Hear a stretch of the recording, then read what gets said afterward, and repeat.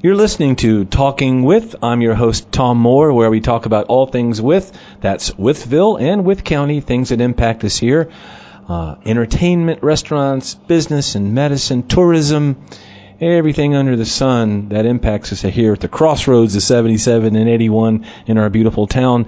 And speaking of impact locally, wow, we can't get any better than Zach Cooley, our local author in residence and journalist for the Wytheville Enterprise. He's going on his 10th year, I believe, and we are honored to have him in the studio with us today. And he is joined by his illustrious, how's that for a big word, his illustrious father, Herb Cooley, who has a 50-year career in law enforcement and the subject of a book by his son.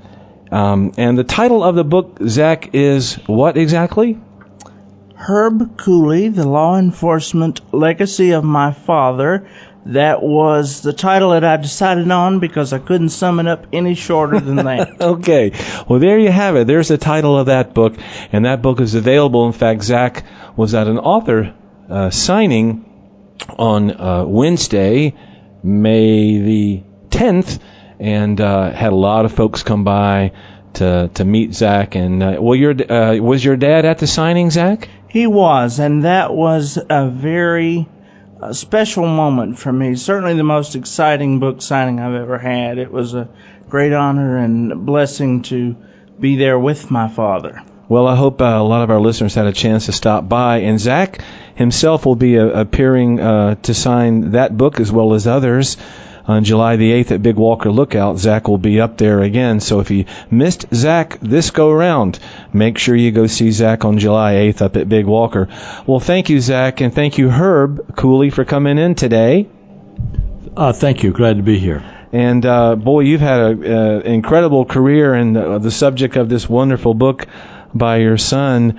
You had 50 years in law enforcement. I believe I have that. Is that correct, Herb? Actually, 45. It's been 50 years total now, but I did spend 45 in law enforcement. Well, how did you go from the Coast Guard to law enforcement? I guess it's kind of an easy segue, but was your first foray into something approaching law enforcement? Was the Coast Guard?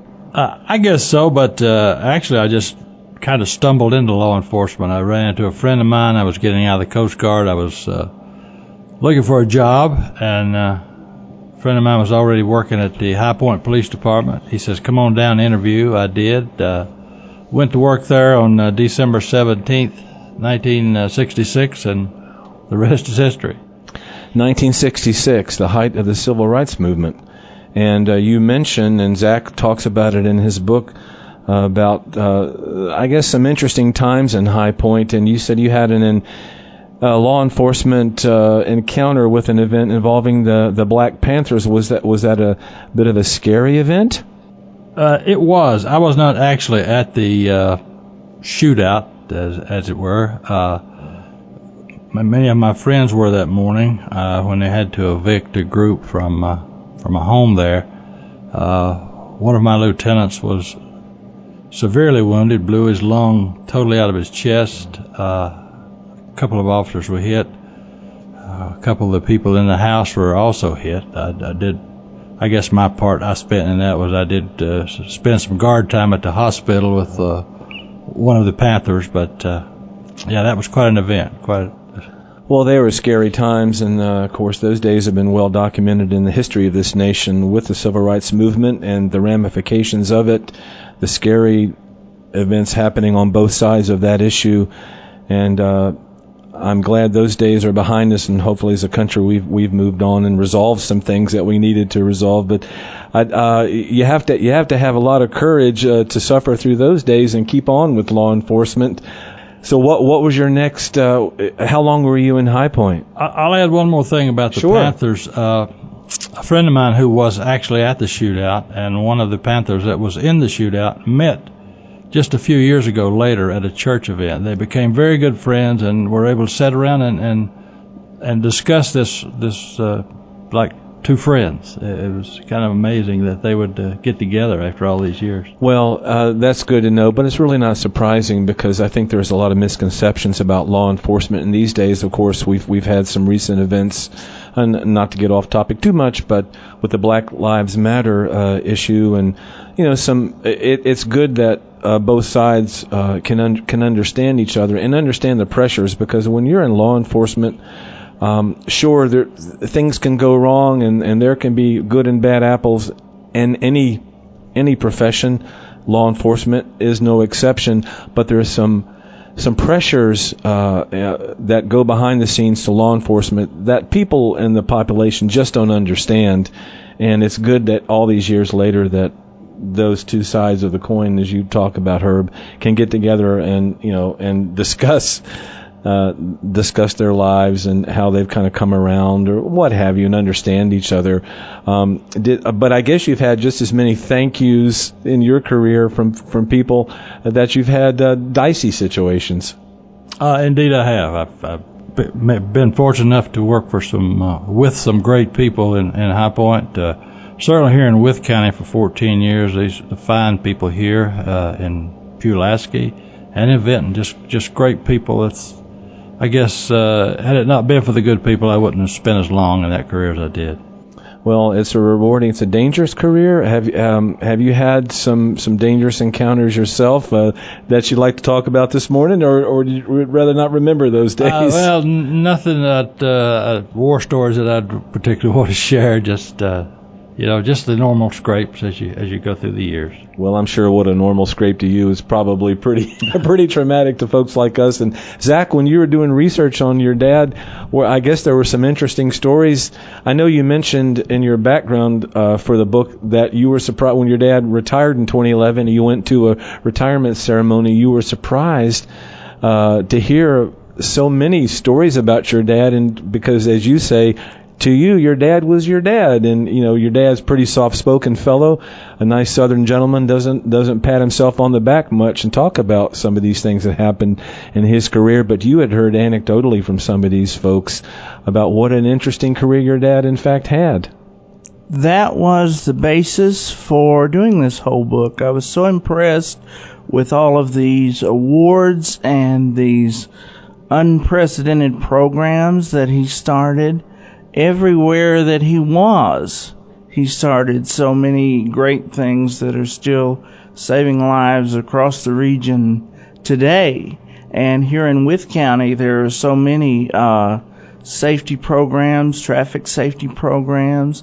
He and Wayne Pike initiated the DARE program for the sheriff's through the sheriff's office that still exists today, and so many things that as I was researching it, that was very gratifying, and it was definitely the most rigorous, but certainly the most rewarding project I've ever done in my career. Well, you've written so many books, and a lot of folks out there are familiar with you. Some aren't, but some of the books that you've written, two in particular, where you talk about your relationship with your lovely wife Emily, and kind of how you guys met and your journey together, and the challenges that you have with your condition. Can you talk, because folks out there that do not know, if you can talk a little bit about your condition and how that's impacted your life in obvious ways, but also how Emily has come into the scene and was the inspiration for two of your books, where you can talk a little bit about those, Zach, to the folks out there. I was born 3.5 months premature with a condition called cerebral palsy, and that can affect the brain in many ways. Some people are not able to walk, some people are not able to speak, some people are not able to move, period. I was fortunate enough that it did not affect any of my mental faculties, but it affected the part of my brain that controls movement. So I am not able to drive or walk, and I spend my life confined to a wheelchair. And when you spend your life confined to a wheelchair, you don't expect things that normal people take for granted. Like when I reach this point in my life, it'll be time for me to go off and meet someone and get married, and you don't expect things like that usually where I sit. You expect to be in a nursing home, by the time you're 30 to spend the rest of your existence. And I was very fortunate to meet Emily and go on my first date when I was 25. We got married 3 months later, and 4 years later, we had a beautiful daughter named Isabella Marie, and she will turn 3 at the end of this month, and she is the light of our life. And those things we do not take for granted, because I realize how rare, in terms of demographics of people who have this condition, are able to experience such blessings in their life. So yes, she was the inspiration for actually 4 books that I have written. And you said earlier, I want to go back to something that you said about Dad's 50 years. This book was published in honor of his 50th anniversary of joining law enforcement, and it was also done as a complete surprise to him. He had no clue that it was being done until I presented him with a sample copy. So to be able to do this, I interviewed more than 24 people from 2 states to be able to do this and do all this research, and nobody leaked anything out. I thought that was an amazing thing. Yeah, I've already kept it a secret, which is another honor to your dad, because your dad's, as you say, has many honors in his career, and for this to be a surprise to him, he seems to be, Herb, you seem to be pretty soft-spoken, so I don't know what your initial reaction was. Can you remember the day that you found out about this book? I can. I was at Zach's house, and he says, I've got something I want to give you. And he brought out this book, and I was just amazed to see this. And once I read it and looked at it and saw the amount of work he had put into it, it's not that the book's about me. I'm just amazed that he spent so much time and effort researching and getting together all this information. He documented my career pretty much day by day almost. Things I had forgotten about, people I hadn't seen in many, many years. And how about these photos? There's something like 80 photographs in the book, and are there some that are unusual, that were a surprise to you, that jogged some memories that you were a surprise? Some I don't remember ever seeing, actually, of me as a rookie and way back. And how did you gather these photographs? I guess they went kind of hand in hand with some of the other textual documents and things that you were finding, or some of these interviews from folks who knew your dad? People were kind enough. In High Point, North Carolina, I had people that were kind enough to send me photographs. I actually had one gentleman, a retired lieutenant colonel who is almost 90 years old, sent me a couple of photos from his actual police file in High Point. And then I had wonderful folks here in Wythe County. He was president of the Chamber of Commerce for 1 year, beginning in 1992. They donated several photos with him in it, specifically for this project. And Bill Veslick over at the Kegley Library generously donated, let me make copies of any photos that I happened to find, and there were a lot of wonderful things in there that I wouldn't have known about had I not taken on the research, and some he didn't even know about. So it was really wonderful. That's amazing. And as you said, Zach, about your condition, this was not just a mental task, but a pretty logistically difficult task about getting all this information together. And I wanted to ask you, Zach, how with your condition from early on, what got you into writing? I assume some of it is simply the physical necessity of you're sitting down a lot, and book reading and books, I guess, becomes fascinating to you. Is this your journey to become a writer? Were you a lover of books as a young boy? No, actually, when I was in school, I hated reading. How about that? I think that would be a surprise to people. And I never learned to read other people's writing until I got serious about wanting to write my own books. Did not know I wanted to be a writer until I had a junior English teacher. Her name is Rhonda Simmerman. A lot of people know her. She's been a mentor to thousands of students, but she read an essay of mine. I didn't know it was particularly good. I didn't know I had any sort of particular talent, but she said to me, if you have something else in mind to do with your life that wasn't being a writer, forget about it. You must be a writer. So I had no idea, what career path I wanted to choose.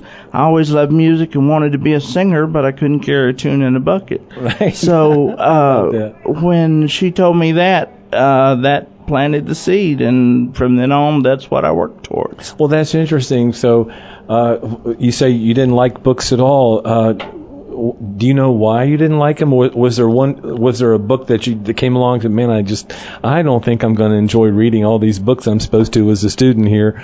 Well, I think so many things I had to read because I was required to read them. Yeah. Once I started reading them at my own leisure, I was able to appreciate them more. My favorite book was always A Christmas Carol. I always loved that story. That's still my favorite piece of literature to this day. That's a profound piece of literature, because if you remember, and I tell this, and not to interrupt you, Zach, but I think we share a love for that book because Christmas is my favorite time of year. But I always point to that as an example of what a profound, in a way, not just a student of life that Charles Dickens was, but what almost a philosopher he was. His statement in there when he talks about, and I use this in reference when I talk about the value of education, when the ghost of Christmas present opens his robe and ignorance and want, the girl and the boy, are standing there, and Dickens, through the words of the ghost of Christmas present, says, "Fear them both, but fear ignorance more." I always find that fascinating because education and not being educated is dangerous.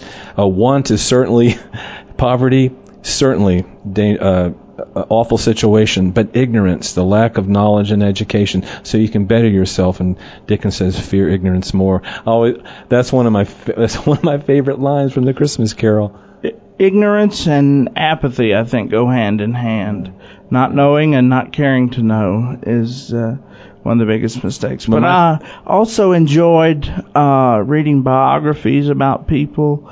Love the 1950s. I'm a big Lucille Ball collector. I love Lucy. I love music from that era. So reading factual things, which makes getting the facts of this book important, and writing a book like this, and then having people read it and get information from it is a great reward.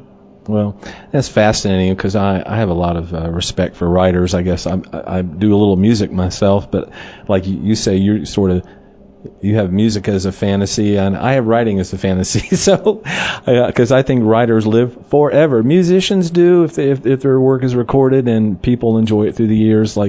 But writers, gosh, they live forever, and I have a lot of respect for what you do as a writer, because I know how difficult it is. Not an easy thing to put words together to make a memorable sentence. It's you look at that blank page, gosh, where do I go from here? So I think your work is admirable, and certainly your admiration for your father and your wife have informed your books as they do. And I wanted to ask, because we're kind of running out of time, but do you have any upcoming books in the work? I know your dad's book took a lot of time.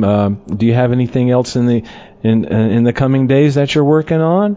I wish that I could say that I had something solidified in the works, but I will say that I'm working on several projects in the hope that they will be completed and published soon. Well, we look forward to those. And folks, Zach, if you would tell people out there the best way to find out about your books. I know you have a publishing company, but is there a best contact site, website, or what have you, or Facebook, if you will, for folks to find out about your work? You can go to zachcooley.com. That's ZACHCOOLEY.com, and you can access all of my articles. You can access how to find all of my books. Pretty much everything I have ever done is available on that website.